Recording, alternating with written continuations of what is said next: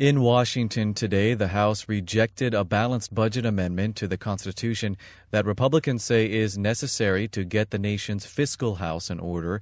Despite obtaining a majority, the measure needed a two-thirds majority to amend the Constitution. Meanwhile, another amendment to curb the influence of corporations is gaining legislative traction. Supporters say the measure is necessary in response to corporate personhood established in last year's Citizens United Supreme Court decision, which paved the way for unlimited corporate spending in elections. FSRN's Michael Lawson reports. Corporate personhood has been a question in the United States courts for nearly 2 centuries. Dartmouth College v. Woodward in 1819 recognized the rights of corporations to make and enforce contracts like natural persons. An 1886 case before the Supreme Court is used as the basis for recognizing corporations as people under the 14th Amendment. The now infamous Citizens United case of 2010 also ruled in favor of corporate constitutional rights, lifting limits on campaign financing for corporations and unions. The ruling has invigorated opponents of corporate personhood and the growing influence of a powerful few. Representative James McGovern of Massachusetts this week introduced an amendment to the Constitution that would repeal the effects of Citizens United.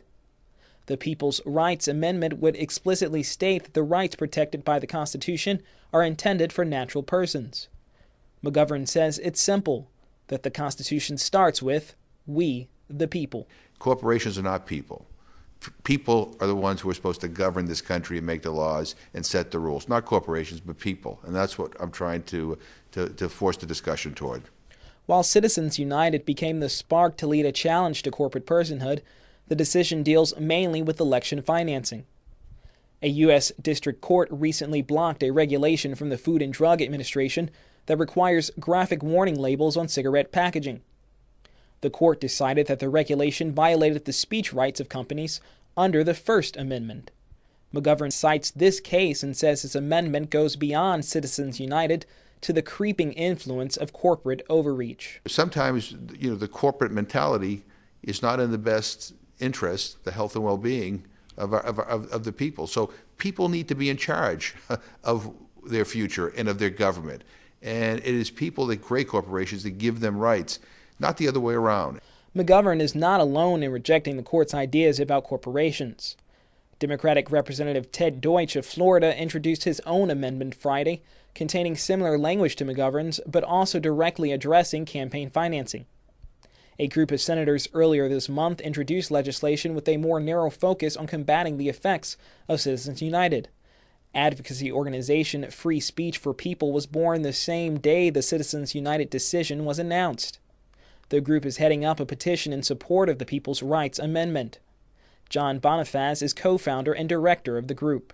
We saw the need to respond directly to this egregious ruling of the United States Supreme Court, a 5-justice majority sweeping away a century of precedent that had barred corporate money in our elections. And really, this ruling is also the most extreme extension of a corporate rights doctrine that has eroded our First Amendment, our Constitution, for the past 30 years. Free Speech for People also lobbies in states and communities for resolutions that urge Congress to pass the amendment. Bonifaz says the only way to overturn the Citizens United decision is by constitutional amendment or another Supreme Court decision.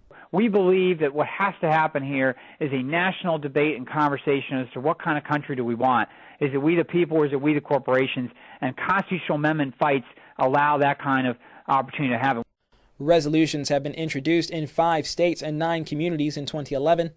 An amendment requires 2/3 vote in both houses of Congress, as well as ratification by 3/4 of the states. Michael Lawson, FSRN, Washington.